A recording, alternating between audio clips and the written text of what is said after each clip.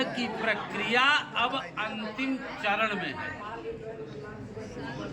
विवाह किया क्यों जाता है और कितने प्रकार का विवाह होता है, यह भी जान लेना बहुत आवश्यक है। बी पूर्वक वह धातु से विवाह बना है जो जीवन का सम्यकतया निर्वहन करे, उसी को विवाह कहते हैं। और आश्रम 4 बतलाए गए हैं। 4 आश्रमों में गृहस्थाश्रम सबसे महत्वपूर्ण आश्रम माना जाता है और 3 आश्रमों के क्राइटेरिया निर्धारित हैं कि आपको इससे आगे नहीं बढ़ना। जो गृहस्थाश्रम में व्यक्ति आता है या जितने भी मनुष्य नर हो या नारी हो, वो हर व्यक्ति हर जातक 3 ऋणों से बंधा रहता है। 3 ऋण क्या होते हैं? देव ऋण, ऋषि ऋण और पितृ ऋण।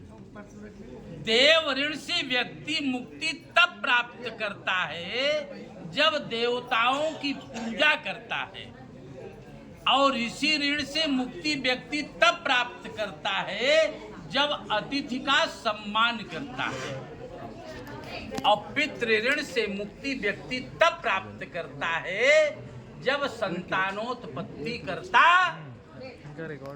अब संतान की व्यवस्था को अगर देखा जाएगा तो संतान में बेटा भी होता है और बेटी भी होती है। अगर बेटे की उत्पत्ति हो गई तो तत्काल प्रभाव से व्यक्ति पितृ ऋण से भी मुक्ति प्राप्त कर लेता है, क्योंकि शास्त्र में ये बताया गया है पुत्र की परिभाषा कि पुम नाम नरकात त्रायते इति पुत्रः। पुत्र वह है जो कि पिता को नरक जाने से बचाता। अब एक बात तो ये होगी, हम विवाह की प्रक्रिया के लिए बताए हैं कि विवाह कितने प्रकार का होता है। तो विवाह 8 प्रकार का होता है। विवाह 8 प्रकार का होता है, लेकिन 8 प्रकार के विवाह में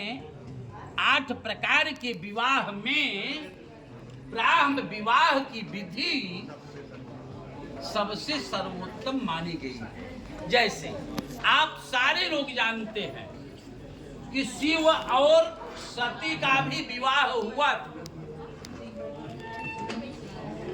लेकिन सती के माता पिता की अनुमति नहीं थी। वो एक प्रकार से प्रेम विवाह कहा जाता है। सती का स्वयंवर जब रचाया गया, एक पत्थर का स्टेच्यू था जो शंकर जी ने स्वयं बनाया था। एक मूर्तिकार बन करके गए थे, स्वयं बनाए थे। उस मूर्ति में जैसे ही स्टेच्यू को पहनाई सती ने माला, उसमें से सजीव शंकर जी निकल आए और वो भी जयमाल पहना दिया। किसको? सती को पहना दिया। वह सती का विवाह तो हो गया, चूंकि शास्त्र ये कहता है कि पूर्व जन्मार्जितम विद्या, पूर्व जन्मार्जितम वित्तम, पूर्व जन्मार्जितम नारी अग्रे अग्रे धावती। पूर्व जन्म का ज्ञान, पूर्व जन्म का धन और पूर्व जन्म की पत्नी, ये आगे आगे चलती है। समझ में बात आई? जैसे अमित जी के विवाह के लिए कई वर्षों से व्यवस्थाएं बनती होंगी, कई लड़कियों के फोटो भी देखे गए होंगे,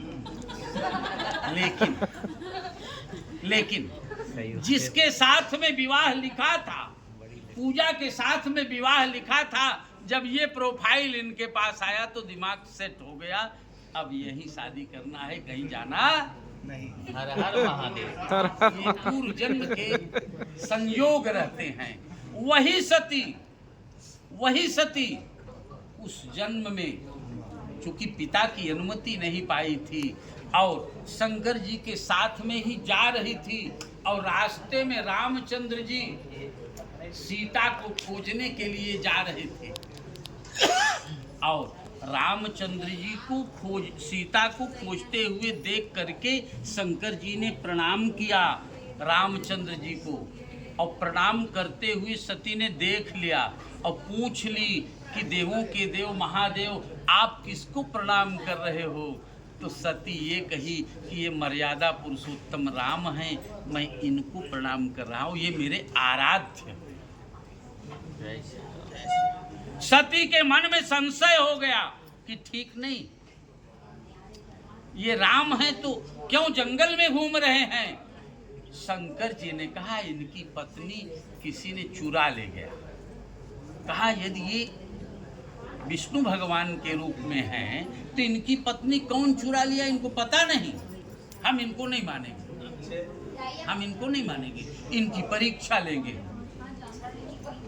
तो शंकर जी की पत्नी सती राम की परीक्षा लेने के लिए सीता का रूप धारण कर लिया और रास्ते में आते हुए राम और लक्ष्मण के सामने सीता के रूप में गई, जंगल में अकेली। शंकर जी कहे हम नहीं जाएंगे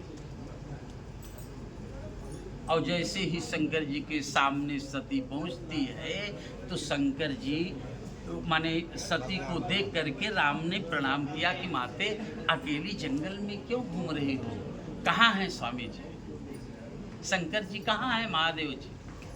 इतने में सती शर्मा करके सीता का रूप जो धारण की थी वास्तव में सती के रूप में आ गई और वहां से भाग चली। उसी समय शंकर जी ने ये निश्चित किया कि यही तन सती भेंट अब।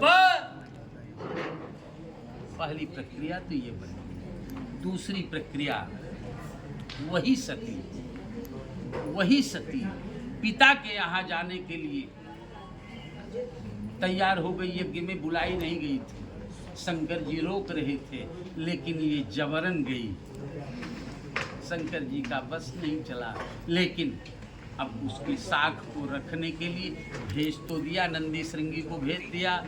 वहाँ की क्या स्थिति हुई आप सारे लोग जान रहे हो। वही सती अगले जन्म में पार्वती के रूप में आई। अब जब पार्वती के रूप में आई तो बहुत तपस्या की।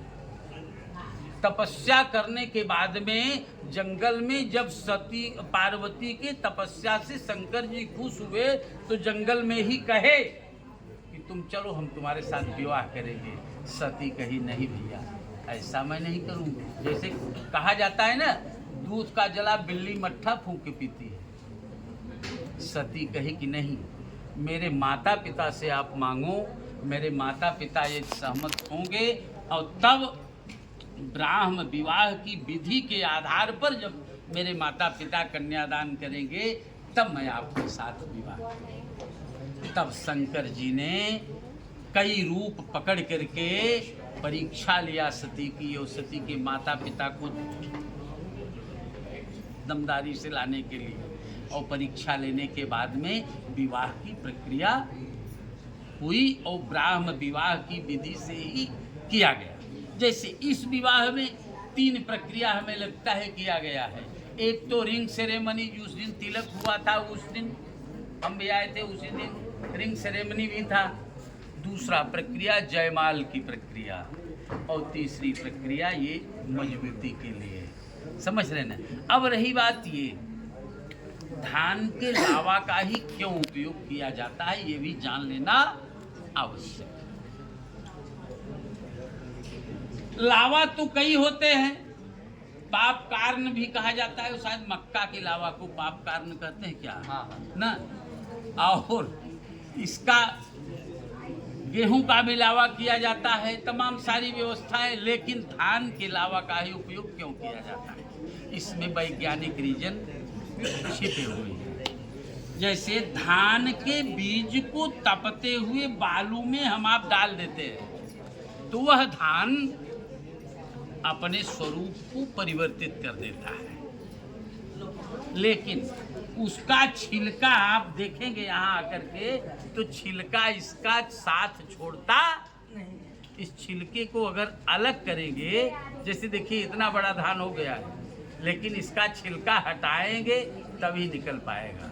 तो इससे यह नवदंपति को ये सीख मिलती है कि पत्नी चाहे जितने कष्ट में रहे, पति को साथ नहीं छोड़ना चाहिए, और पति चाहे जितने कष्ट में रहे, पत्नी को साथ छोड़ना नहीं चाहिए। दूसरी सीख क्या मिलती है, आप सारे लोग, दोनों पक्ष के लोग गांव से भी जुड़े हुए हो। धान की खेती तो आप लोगों के यहाँ होती ही है।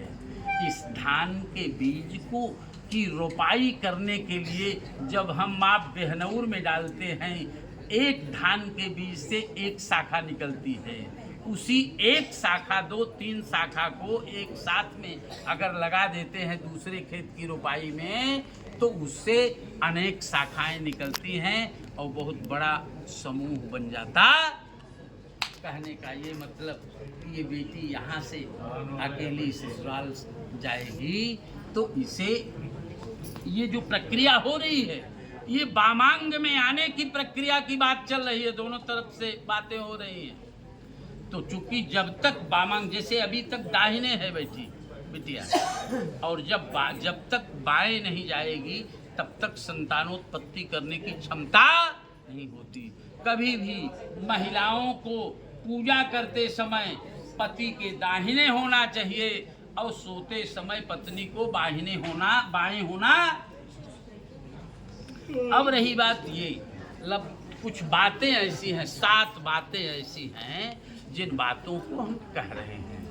चूंकि लब्धोषित्वं मया भर्तृ पुण्यैश्च विविधैः कृतैः देवी संपूजिता नित्यं वंदनीयोऽसि मे सदा।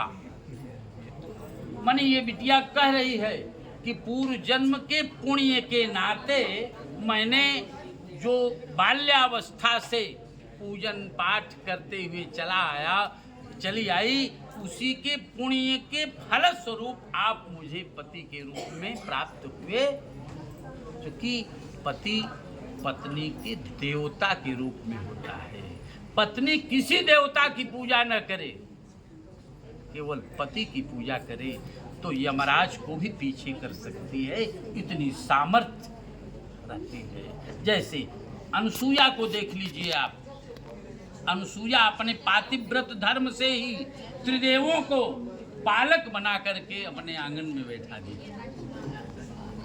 तो पातिव्रत के लिए ये बेटी अपने पहले वाक्य में कह रही है कि आप किसी भी धर्म कार्य को करने चलेंगे तो आप मुझे अपने साथ लेकर के चलेंगे।